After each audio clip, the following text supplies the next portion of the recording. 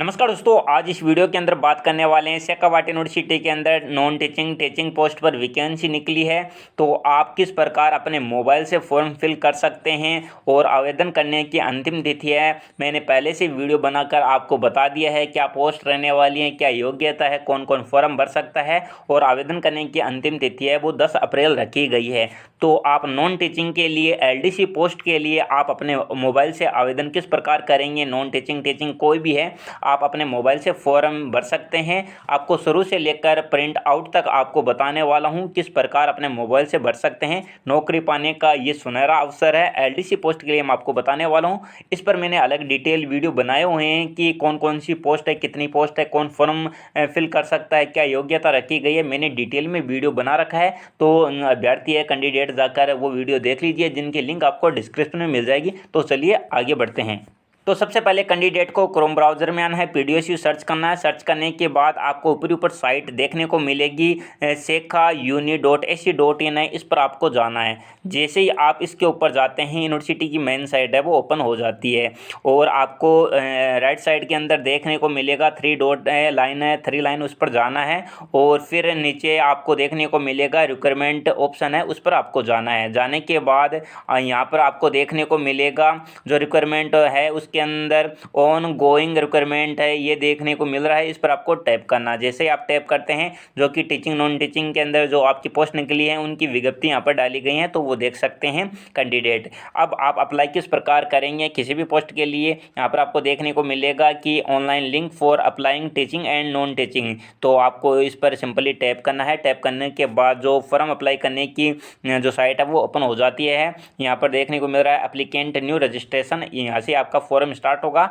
ये जो आपके 5 स्टेप हैं इनके अंदर आपका फॉर्म भरा जाएगा। पहले न्यू रजिस्ट्रेशन होगा, फिर पेमेंट होगा, उसके बाद प्रोफाइल कंप्लीट होगी और फिर आपका प्रिंट आउट होगा। फिर आपको send hard copy with enclosure by registrar speed post, आपको यूनिवर्सिटी के अंदर आपकी हार्ड कॉपी जमा करानी है, जो कि मैं आपको डिटेल में बताने वाला हूँ।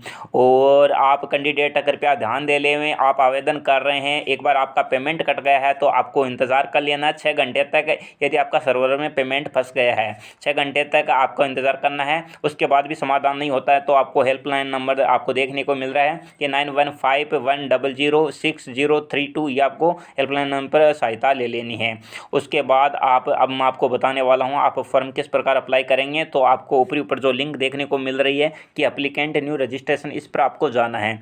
जैसे आप इस पर जाते हैं तो आपको ये personal detail of the applicant आपको देखने को मिलेगा। तो सबसे पहले आपको सेलेक्ट द पोस्ट कैटेगरी है, तो आप टीचिंग नॉन टीचिंग, और फिर नॉन टीचिंग के अंदर 2 हैं, एक क्लर्क है और एक ऑफिसर है। तो मैं आपको नॉन टीचिंग क्लर्क वाली पोस्ट के लिए अप्लाई करके बता रहा हूँ। तो आपको इस पर टैप करना है। टैप करने के बाद आपको डिपार्टमेंट है वो सिलेक्ट कर लेना है। डिपार्टमेंट के अंदर आप देख सकते हैं लो डिवीजन क्लर्क है, कनिष्ठ सहायक वाली है। और उसके बाद select post you want to apply, किसके लिए अप्लाई करना चाहते हैं, तो लो डिवीजन क्लर्क है, इस पर आप अप्लाई करना चाहते हैं। उसके बाद आपका नेम 10th या 12th मार्कशीट के अनुसार होना चाहिए और कैपिटल लेटर के अंदर आपको यहाँ पर फिल कर देना है। फिर आपका हिंदी में नाम है वो लिख देना है, मार्कशीट के अकॉर्डिंग होना चाहिए, एकदम करेक्ट बनना है, ध्यानपूर्वक भरना है। और उसके बाद पेरेंट्स नेम, फादर का नाम आपको कैपिटल लेटर में लिखना है, मार्कशीट के अकॉर्डिंग होने चाहिए, फादर्स मदर्स नेम। और उसके बाद आपको मैरिटल स्टेटस बता देना है, जो कि आप देख सकते हैं यहाँ पर सिंगल या मैरिड जो भी हैं आप यहाँ पर आपको सेलेक्ट कर देना है। सेलेक्ट करने के बाद आपको यहाँ पर देखने को मिलेगा कि आपका जेंडर है, जेंडर आपको सेलेक्ट करना है, मेल फीमेल या अदर आप यहाँ पर सेलेक्ट कर सकते हैं। और उसके बाद आप यहाँ पर आपको देखने को मिलेगा कि पर्सन विथ डिसेबिलिटी, यदि आप दिव्यांग हैं तो आपको यस करना है, अन्यथा आपको नो कर देना है। तो ये आपको फिल करना है। फिर अपने आधार नंबर है वो आपको डालने हैं, एकदम करेक्ट ध्यानपूर्वक देखते हुए भरना है। और उसके बाद मैं बात करता हूँ आपको अपनी डेट ऑफ बर्थ, जो कि मार्कशीट के अकॉर्डिंग होनी चाहिए। आपका जन्म कहाँ हुआ है वो आपको यहाँ पर लिखना है, प्लेस ऑफ बर्थ यहाँ पर आपको डालना है। फिर आपको नेशनलिटी के अंदर आपको इंडियन सेलेक्ट कर देना है। और उसके बाद आपकी कैटेगरी की मैं बात करता हूँ, जो भी आपकी कैटेगरी है, SC ST OBC MBC, जो भी आपकी कैटेगरी है आप इसको फिल कर देना है। जैसे ही आप कैटेगरी फिल कर लेते हैं तो आपको फिर रिलीजन के अंदर आप हिंदू मुस्लिम जो भी हैं आपको सेलेक्ट कर देना है। जैसे सेलेक्ट करते हैं तो फिर आगे आपको स्टेट, आप किस स्टेट से हैं, ऊपरी ऊपर राजस्थान आपको देखने को मिल रहा है, वो आपको सेलेक्ट कर देना है। सेलेक्ट करने के बाद पिन कोड, आपके जो भी एरिया के पिन कोड हैं 6 डिजिट के, वो आपको डालने हैं। फिर आपका परमानेंट एड्रेस और फिर नीचे है आपको सेम एड्रेस है आपको डाल देना, जो कि आधार कार्ड के अकॉर्डिंग होना चाहिए। फिर आपको पिन कोड डालना है, अपने मोबाइल नंबर डालने हैं जो कि एकदम करेक्ट होने चाहिए और चालू अवस्था में होने चाहिए। ईमेल आईडी आपको डालनी है और उसके बाद आप अक्स सर्विसमैन हैं तो यस, नहीं है तो नो आपको कर देना है। तो ये डिटेल आपको यहाँ तक फिल कर देनी है। अब जितने भी कैंडिडेट है कृपया ध्यान दें, मैंने जो इन पोस्टों के ऊपर वीडियो बना रखे हैं ऑलरेडी, वो आपको बस सबसे पहले देख लेने हैं क्या योग्यता रखी गई है, कौन कौन फॉर्म भर सकता है, क्या फ़ीस है। कृपया करके वीडियो देख लीजिए, जिनकी लिंक आपको डिस्क्रिप्शन में मिल जाएगी। उसके बाद आपको रजिस्टर करना है। जैसे ही आप रजिस्टर करेंगे आपको OTP, आपके नंबर पर OTP आ जाएगा। जैसे ही आपका OTP आता है आपको OTP फिल कर देना है। जैसे आप OTP फिल कर देंगे तो आपको रजिस्ट्रेशन नंबर है मिल जाएंगे, जो कि आप देख सकते हैं इस प्रकार के आपके रजिस्ट्रेशन नंबर होंगे रिक्वायरमेंट, और उसके बाद डिजिट के अंदर नंबर होने वाले हैं। तो ये आपको या तो आपको स्क्रीनशॉट ले लेना है, अन्यथा आप कहीं अलग आपको ये लिख कर रख लेना है, तो ये आगे की प्रोसेस रहेगी। उसके बाद आपको पेमेंट करना है। पेमेंट आपका कोई भी मेथड हो सकता है, आप क्रेडिट कार्ड या डेबिट कार्ड से या फिर आप UPI से कर सकते हैं, QR कोड से कर सकते हैं। आपको अपनी फ़ीस आपको देखने को मिलेगी और उसके बाद आपको पेमेंट है वो कर देना है। अब पेमेंट करने के बाद आगे की क्या प्रोसेस रहती है वो आपको मैं बताने वाला हूं। तो कैंडिडेट कृपया यहाँ समझें, यदि आपका पेमेंट यहाँ फेल्ड दिखा देता है तो आपको दोबारा पेमेंट नहीं करना। एक बार आपके अकाउंट से पेमेंट कट गया है तो दोबारा आपको पेमेंट नहीं करना है, कृपया ध्यान दे लें इस बात का। अब आगे की क्या प्रोसेस है वो आपको और बता देता हूँ। अब कैंडिडेट ने है पेमेंट भी कर दिया है, उसके बाद अब कैंडिडेट को क्या करना है, आपको उसी साइट पर जहां एप्लीकेंट न्यू रजिस्ट्रेशन आपने किया था वहां पर आपको आना है और राइट साइड में आपको 3 लाइन देखने को मिल रही है, उस पर आपको जाना है और नीचे नीचे वाला जो आपको ऑप्शन देखने को मिल रहा है fill form after fees submission, इसके अंदर आपको जाना है। जैसे ही आप जाते हैं आपको जो रजिस्ट्रेशन नंबर मिले थे रिक्वायरमेंट फिर आगे डिजिट लिखा हुआ था वो आपको यहाँ पर डालना है, और जो आपने मोबाइल नंबर लगाए थे वो आपको यहाँ पर डालना है। उसके बाद आपको लॉगिन करना है। अब लॉगिन करने के बाद आगे की प्रोसेस आपको और बता रहा हूँ। जैसे आप लॉगिन कर लेते हैं तो आपको इस प्रकार का इंटरफेस देखने को मिलेगा, जो कि आपने पहले से ऑलरेडी ये भर रखा है। आपको एकेडमिक क्वालिफिकेशन है वो सेलेक्ट करना है। एग्जामिनेशन के अंदर आपने UG की है, PG की है या BEd की है, कुछ भी आपने किया है वो सेलेक्ट करना है। बोर्ड नेम, यूनिवर्सिटी का नाम यहाँ पर डालना है, किस साल में आपने पास किया वो डालना है, कितने नंबर आपके बने परसेंटेज वो लिखना है, डिवीज़न कौन सी आई है वो लिखना है, और आपके कौन कौन से सब्जेक्ट थे UG PG के अंदर जो भी आपने सेलेक्ट किया है वो आपको यहाँ पर डाल देना है। यदि आपने 12th ही पास किया है और 18 एज हो गई है तो आपको वो सेलेक्ट कर लेना है, अन्यथा आपने जो अधिकतम डिग्री आपके पास है वो आपको सेलेक्ट करना है और पूरा फिल करना है। और उसके बाद आप देखने को मिलेगा कि एकेडमिक होने के बाद आपको अपलोड इनक्लोजर डॉक्यूमेंट यहाँ पर आपको देखने को मिलेगा। अब अपलोड इनक्लोजर डॉक्यूमेंट का मतलब ये है कि आपने जैसे मान लीजिए आप अंडर ग्रेजुएट थे, आपकी फाइनल ईयर की मार्कशीट है वो आपको यहाँ पर अपलोड करना है। यदि आपने PG कर रखा है तो PG फाइनल ईयर की आपको मार्कशीट है यहाँ पर अपलोड करना है, PDF साइज के अंदर होना चाहिए। होने के बाद आपको सबमिट करना। नीचे इस प्रकार को आपको ऐड आपकी मार्कशीट है वो दिख जाएगी। आगे की प्रोसेस आप देखेंगे कि प्रोफेशनल क्वालिफिकेशन के अंदर वही आपको डालना है जो कि आपने ऊपर डाल के आया है। प्रोफेशनल क्वालिफिकेशन के अंदर जो भी आपने BBSc या MMSc जो भी किया है वो डालना है, पासिंग ईयर डालना है, डिवीज़न डालना है और फिर आपको ऐड कर देना है। जैसे ऐड करेंगे आपको देखने को मिलेगा नीचे ऐड हो जाएगा।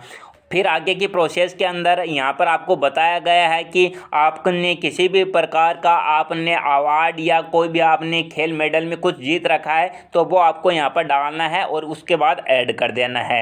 आगे की प्रोसेस के अंदर आपको अपनी फ़ोटो अपलोड करनी है। जैसे यहाँ पर फ़ोटो आ जाती है, फिर जो ब्लू कलर के अंदर अपलोड फ़ोटो लिख रखा है इस पर आपको टैप करना है तो आपकी फ़ोटो अपलोड हो जाएगी। फिर सिग्नेचर अपलोड करनी है, सिग्नेचर सेलेक्ट करके फिर यहाँ पर आपको नीले ब्लू बॉक्स के अंदर देखने देखने को मिल रहा है कि अपलोड सिग्नेचर, यहाँ पर आपको टैप करना है। जैसे आप टैप कर देते हैं आपकी फ़ोटो है वो अपलोड हो जाएगी। उसके बाद आपको अप्लीकेंट डिक्लेरेशन आपको ये देना है, जो कि आप नीचे डाउनलोड डिक्लेरेशन है आपको देखने को मिलेगा।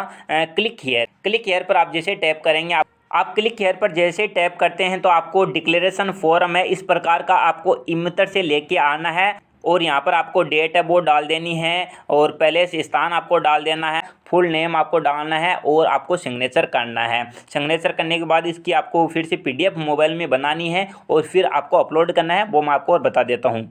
यहाँ पर आपको देखने को मिलेगा एप्लीकेंट डिक्लेरेशन है, इसके अंदर चूज आपको फाइल करनी है। डिक्लेरेशन मैंने बता दी किस प्रकार आपको बनाना है, और उसके बाद आपको यहाँ पर अपलोड कर देना है। फिर आपको यहाँ पर फाइनल सबमिट कर देना है।